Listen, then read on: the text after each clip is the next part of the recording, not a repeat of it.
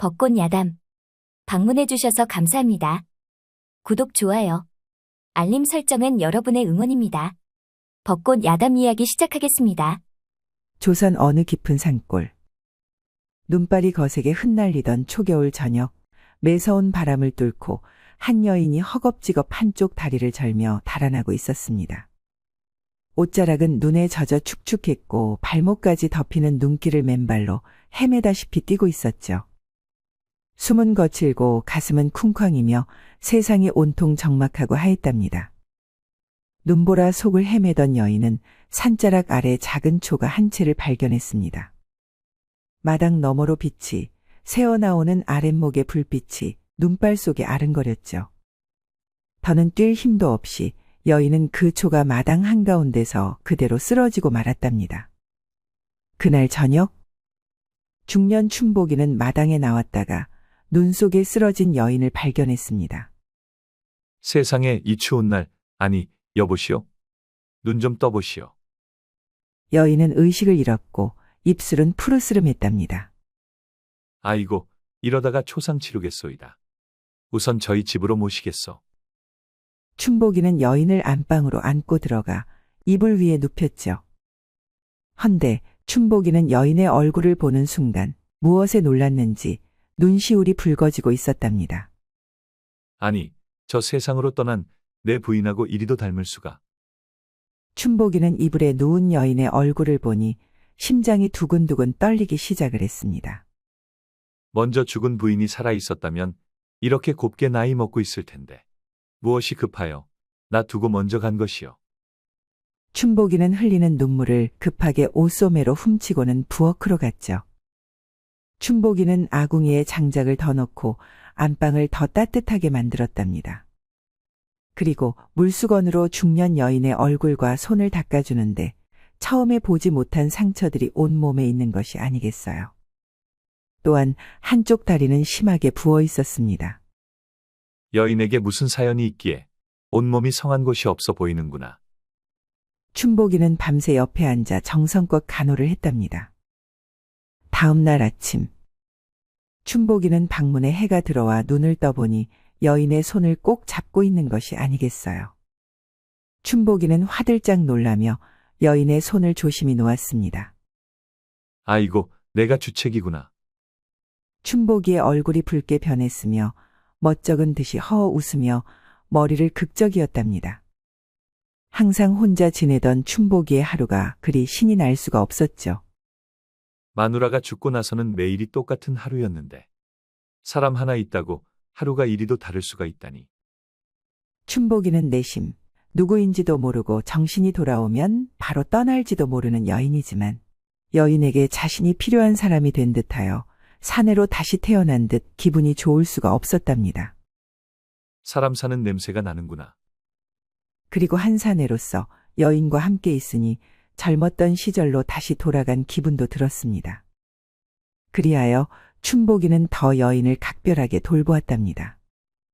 그리고 이틀 후 여인은 기적처럼 일어났죠.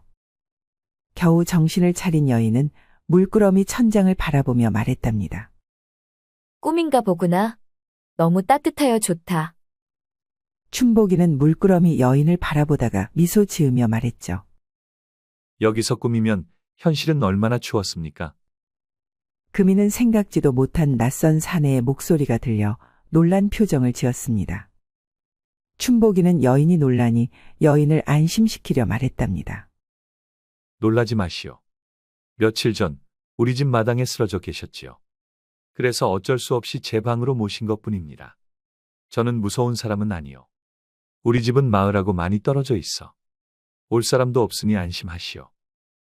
제가 민폐를 끼치고 있었습니다. 정말 죄송해요. 지는 금이라 합니다. 금이는 사과하며 일어나려 했지만 기운이 너무 없다 보니 일어날 수가 없었죠. 죄송할 것은 없어. 아픈 사람 잠시 돌봐드리는 것은 당연하니 회복될 때까지 편안하게 있으시오. 그리고 무슨 사연이 있는 줄은 모르겠으나 참으로 힘든 시간을 보낸 것 같이 보입니다.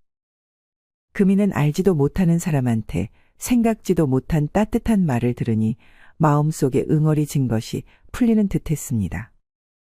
이 은혜 꼭 보답하겠습니다. 금이의 눈동자에는 그렁그렁 눈물이 맺혀 있었죠. 아이고, 내 정신 보시오. 내가 미움을 만들어 놨소이다. 춘복이는 부엌으로 가서는 솥단지 안에 만들어 놓은 미음을 꺼내왔습니다. 그리고 금이를 부축하여 일으켜 세웠죠. 금이도 자신을 소중하게 대해주는 손길이 무척 따뜻할 수가 없었답니다. 하여 왠지 두 사람 사이에서 자신들도 모르는 사이 사랑의 씨앗이 뿌려진 듯 보였습니다. 춘복이는 미음을 한 수저 뜨고는 입김으로 호호 불어 금이의 입에 넣어 주었죠. 제가 떠먹을 수 있어요. 금이는 부끄러워하며 얼굴을 숙였답니다. 지금 손이 얼어 수저를 잡기 힘이 들 것 같아서지요. 금이는 동상이 든 팅팅 부은 자신의 손을 잠시 내려다보고는 피식 웃었죠. 정말이네요. 이 손으로는 아무것도 못하겠군요. 그리하여 춘복이는 천천히 미음을 먹여주며 생각했습니다. 큰일이구나. 이리 먹는 입도 예뻐 보이다니. 춘복이는 죽은 부인을 많이 닮아 그리 예쁘게 보인다고 생각을 했죠. 잠시 후 춘복이의 귀는 말보다 마음으로 듣는 귀였고 금이는 오랜 세월 누구에게도 꺼내지 못했던 속내를 조심스레 말을 이어가기 시작했습니다. 금이는 마당에 내리는 눈을 멍하니 바라보다가 아주 낮은 목소리로 말했죠. 제가 본디 양반가에서 종살이를 했었지요. 어느 날 밤 술에 취한 사또한테 못쓸 짓을 당했지요. 사또는 아들만 낳아주면 호강하며 살게 해준다 말하더이다. 그리고 어떤 누구한테도 말을 하지 말라더군요. 전 사또의 아들을 낳았지요. 사또의 말대로 제가 가지고 싶은 모든 것을 가질 수 있었습니다. 헌데 그것이 저한테 독약이 될 줄은 몰랐지요. 춘복이는 고개를 끄덕이며 숨을 죽이고 들었습니다. 춘복이의 손은 뜨거운 찻잔을 감싸 쥐고 있었지만 마음은 이미 금이의 지난 세월로 스며들고 있었답니다. 저는 그저 아이와 조용히 살고 싶었지요.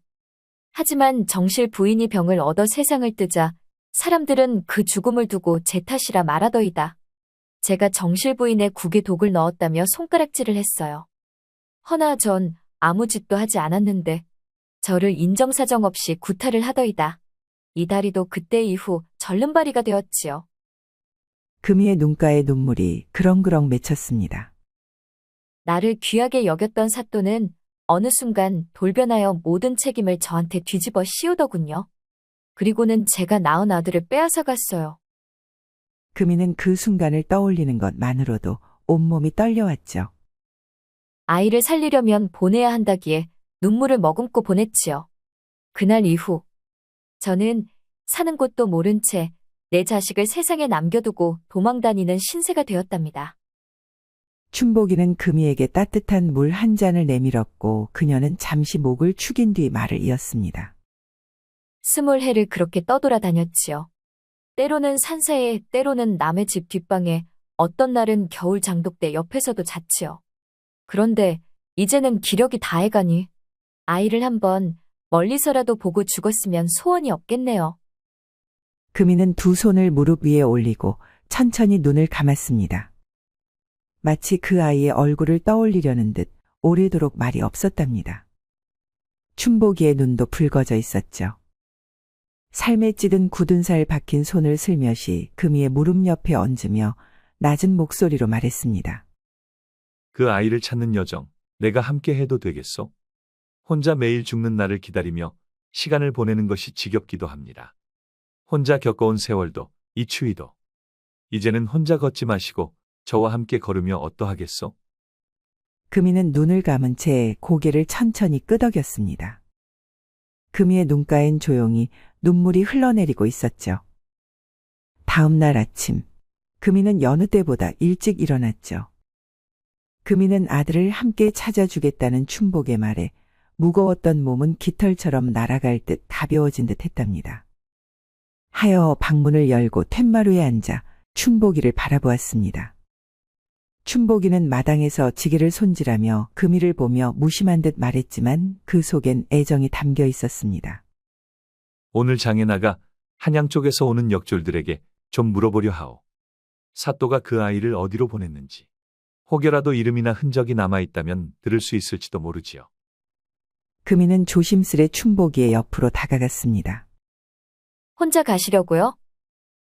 같이 가고 싶은가 보. 저도 가도 될까요? 춘복이는 금이의 표정을 보니 왠지 놀려주고 싶은 생각이 들었습니다. 헌데 오늘 밥은 다 드셨어? 다 드셨다면 생각이라도 해보려 하는데. 금이는 춘복이가 말일 끝나기도 전에 후다닥 부엌으로 들어가 밥 남긴 그릇을 솥단지에서 다시 꺼내 먹기 시작을 했습니다. 춘복이는 그런 금이가 참 귀엽게 보일 수가 없었답니다. 내가 그리 말했다고 쪼로록 들어가 밥을 먹네. 하하하하. 춘복이는 그동안 혼자 웃을 일 없이 지냈었는데 금이가 옆에서 사부작 움직이는 모습만 봐도 웃음이 절로 나왔습니다. 다 드셨으면 함께 갑시다. 금이는 작은 보따리를 챙겨 쪼로록 달려와 춘복이의 옆에 섰죠. 춘복이는 가슴이 뭉클해졌답니다. 항상 옆구리가 큰 구멍이 난 것처럼 허전했으니까요. 헌데 신기하게도 이 조그만한 여인이 그 큰 구멍을 막았는지 전혀 허전하지 않았습니다. 그렇게 두 사람은 이른 아침 초가집을 나섰습니다. 들판은 눈이 녹기 시작했고 얼어붙은 길바닥엔 진흙이 보이기 시작한 것을 보니 겨울이 끝나가고 있는 듯 했죠. 두 사람의 삶에도 그 혹독했던 시간의 끝이 어딘가에 있을 것만 같았습니다. 얼마나 걸었을까? 춘복이는 역졸들이 있는 곳으로 걸어갔죠. 헌데 역졸들이 춘복이를 보는 순간 바짝 긴장을 하고 인사를 하는 것이 아니겠어요. 그렇게 한참 동안 역졸들과 대화를 하고 금이가 있는 곳으로 왔답니다. 역졸들이 뭐라고 하던가요? 춘복이는 갑자기 금이를 옆구리에 끼고 얼굴을 손으로 가리고는 말했습니다. 금이는 춘복이의 품에 안기니 기겁을 하고는 춘복이의 팔에서 나오려 했죠. 헌데 춘복이의 팔은 금이를 놔줄 생각이 없는 듯 전혀 움직이지 않았답니다. 잠시만 이렇게 걸어야 하겠어. 이유는 잠시 후에 말을 해주리라. 금이는 춘복이가 시키는 대로 가만히 있었죠. 춘복나리께서 언제 여인이 생겼는가? 10년 전에 부인이 돌아가셨지.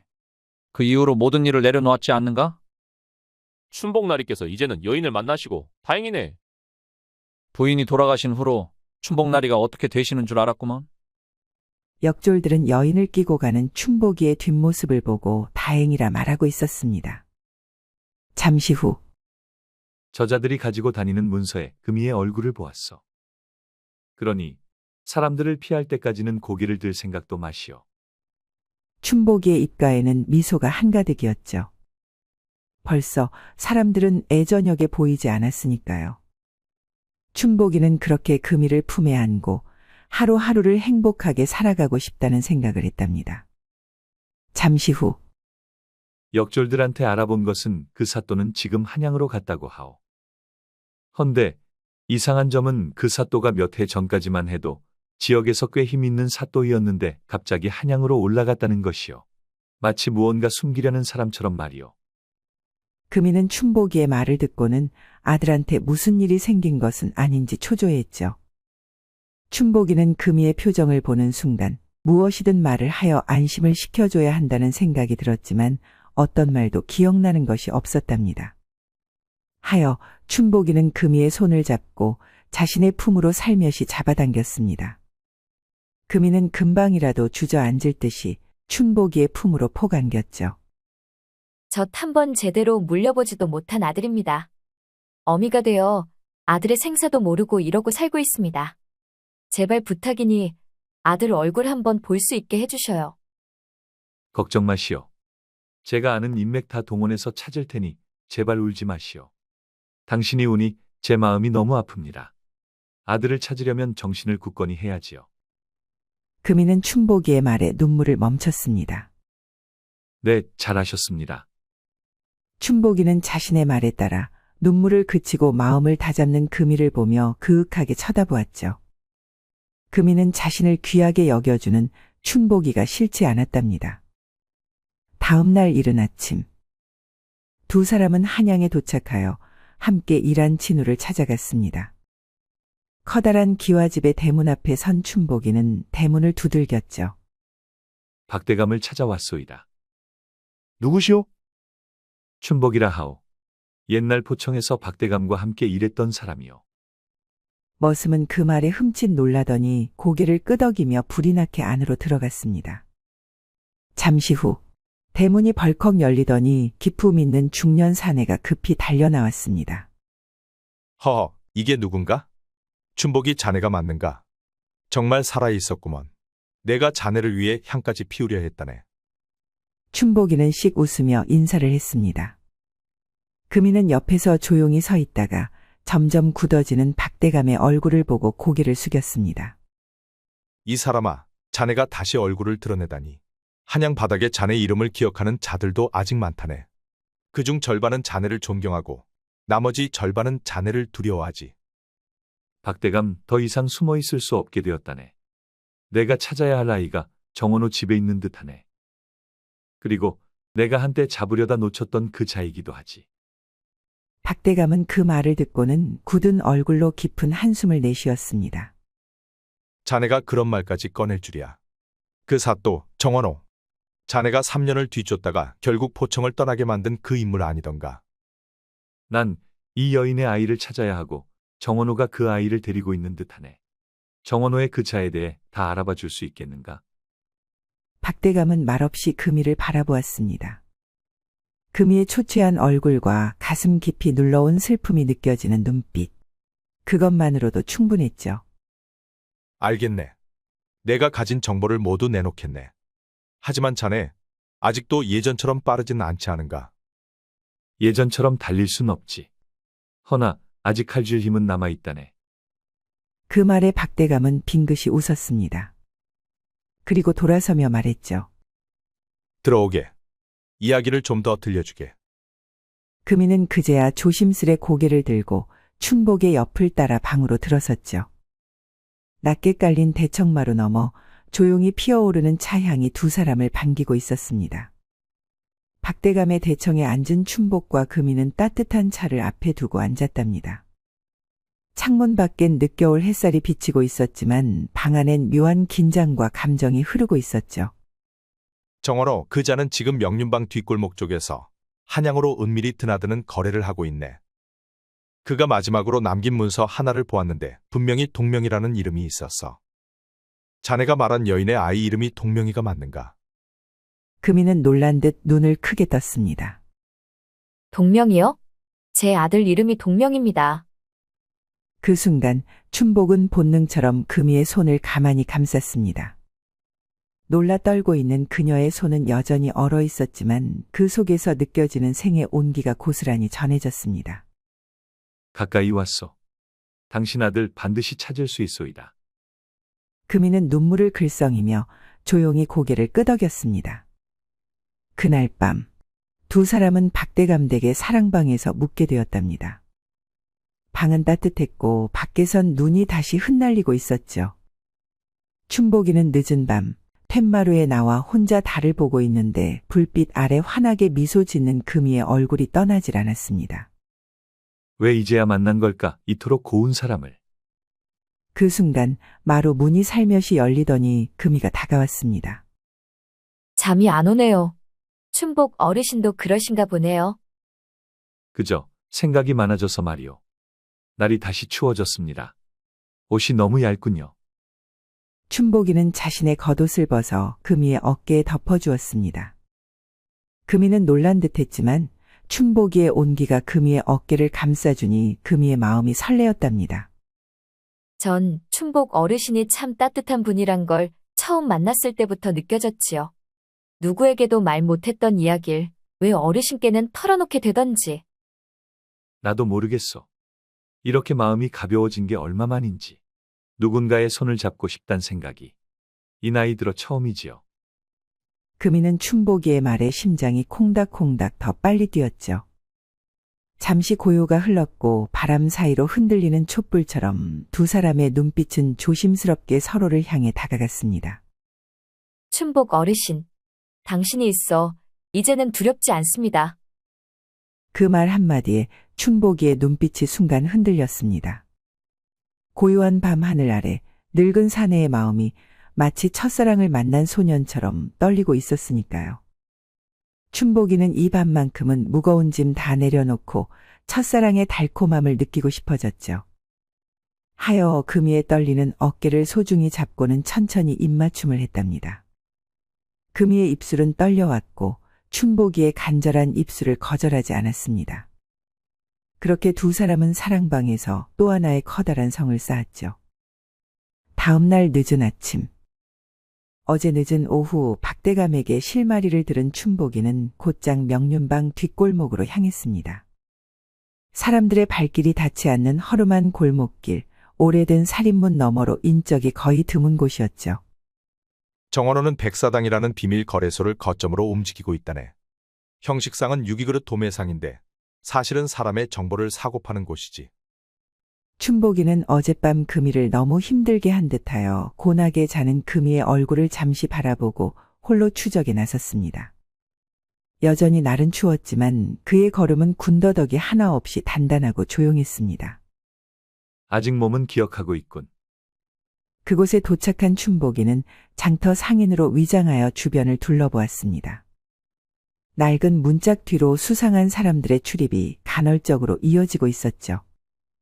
그날 밤, 그는 뒷담 너머로 몰래 들어갔고 안에서 들려오는 대화를 엿들었답니다. 정원호 대감께서 그걸 불안해 하신다 하더군. 하긴 여종 금이의 피를 이어받았으니 언제 진실이 드러날지 모르니. 그 아이가 살아있는 한 사또가 숨기려 했던 일이 드러날지도 모르지. 춘복이의 눈빛이 그윽하게 가라앉았습니다. 그는 들고 있던 낡은 장도를 조심스럽게 허리에 고쳐 찼습니다. 확실하군. 금이의 아들 동명이 살아있구나. 늦은 밤. 춘복이는 박대감의 집으로 돌아왔고 금이에게 조심스럽게 말을 건넸습니다. 동명이가 살아있습니다. 지금 정원호 댁에서 양자로 키워지고 있어. 금이는 한참 말을 잇지 못하다가 이내 무릎을 꿇으며 흐느꼈습니다. 사람만 있다면 그걸로 족하지요. 아니요. 이제 시작입니다. 그 아이가 누구인지 모르고 자라고 있다면 언젠가 진실을 마주해야 할 것이요. 허나 조심해야 합니다. 정원호는 그 아이를 지키는 것이 아니라 입막음의 도구로 쓰고 있습니다. 춘복이는 박대감에게 부탁해 정원호 가문의 문서 보관방에 접근할 수 있는 방법을 알아냈습니다. 그곳엔 양자 입적 문서 그리고 정실 부인 사망 당시의 내의원 기록이 남아 있었죠. 며칠 후 춘복이는 박대감의 늙은 하인으로 가장하여 가문 서고에 숨어들었고 마침내 금이의 억울함을 입증할 수 있는 문서를 손에 넣었답니다. 하지만 그날 밤 박대감의 집으로 돌아오는 길목에서 검은 복면을 쓴 자들이 길을 막고 있었습니다. 춘복이 오랜만이군. 그 문서는 우리한테 넘기거라. 절대 가져가지 못할 테니. 내가 그리 쉬운 사람은 아닐 텐데. 춘복이는 문서를 품에 깊숙이 넣은 채 발밑으로 날아든 돌멩이 하나에 멈춰섰고 기척조차 없는 움직임에 살수임을 직감했죠. 춘복이란 이름 많이 들었소이다. 그렇다면 일이 나오면 아니 될 텐네. 춘복은 허리에 찬 짧은 칼을 손에 쥐었고 왼쪽 다리를 뒤로 뺀 채 낮춘 자세는 늙은 몸이지만 여전히 단단한 기세가 맴돌았습니다. 옛날엔 12도 상대했어. 지금은 넷이라. 좀 서운하군. 먼저 달려든 사내의 칼이 춘복의 어깨를 향해 내려쳤고 춘복이는 마치 다 예측한 듯 허리를 비틀며 사내의 손목을 잡아 비틀었습니다.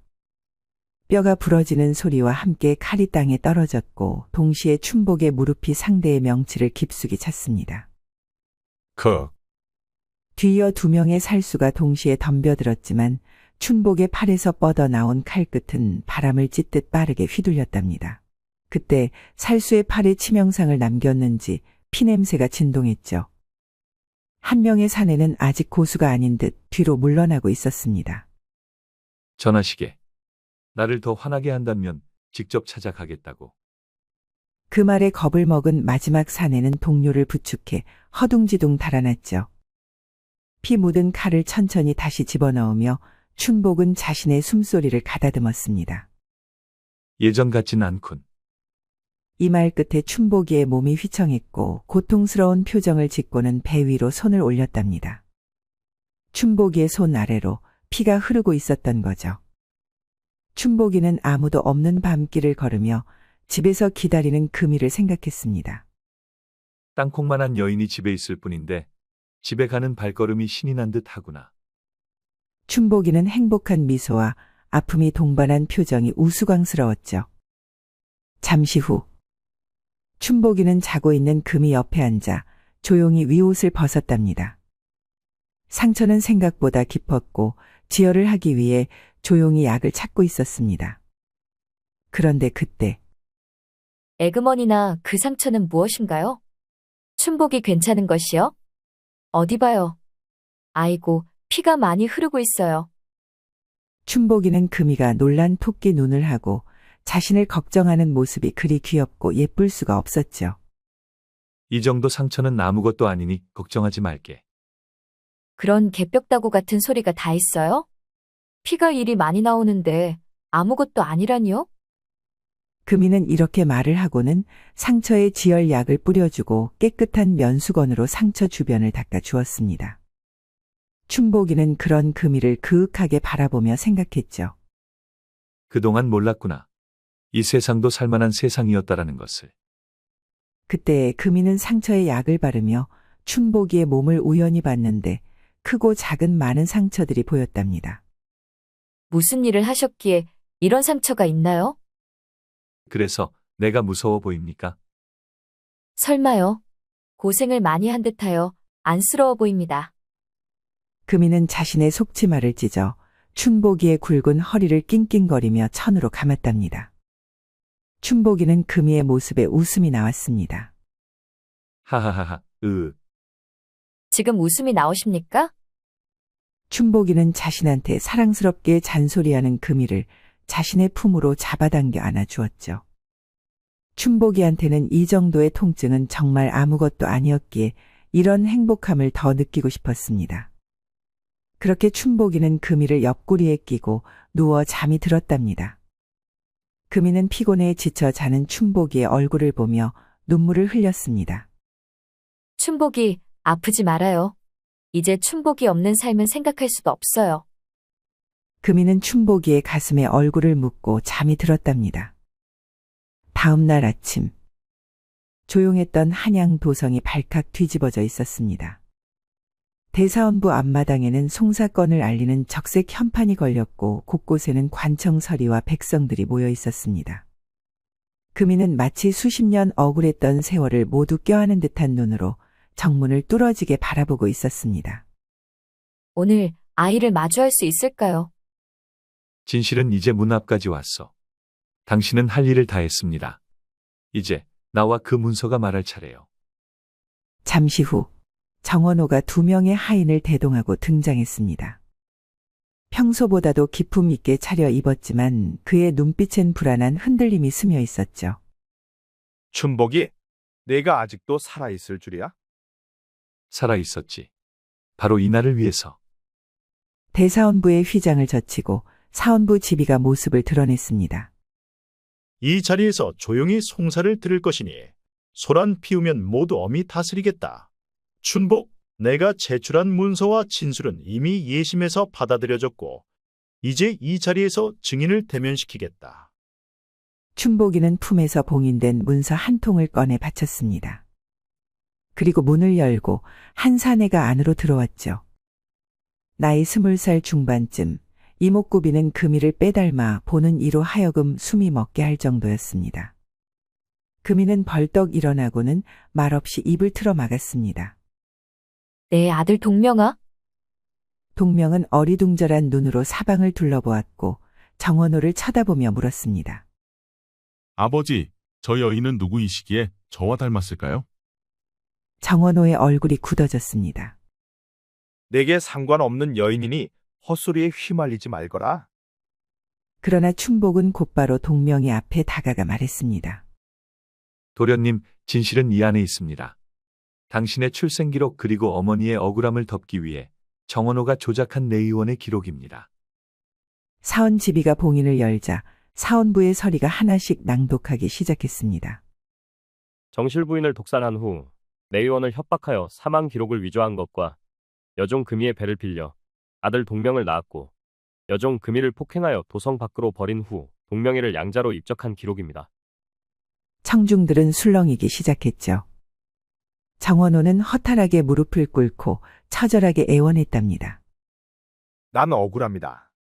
어찌 나라를 위해 일하는 말보다 저 헛개비 같은 사람의 말을 믿어주는 것이요. 지금 내가 헛개비를 믿는 사람으로 보이나 보오. 그것은 아니었고 저는 결백하다는 것을 말하려다 보니 망언을 했소이다.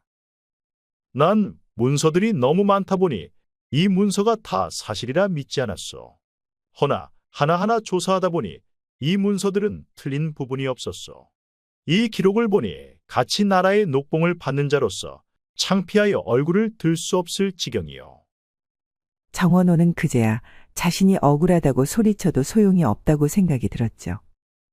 이 모든 것을 들은 동명이의 표정은 사색이 되었고 놀란 눈으로 금희를 바라보며 말했습니다. 정말 제 어머니이신가요?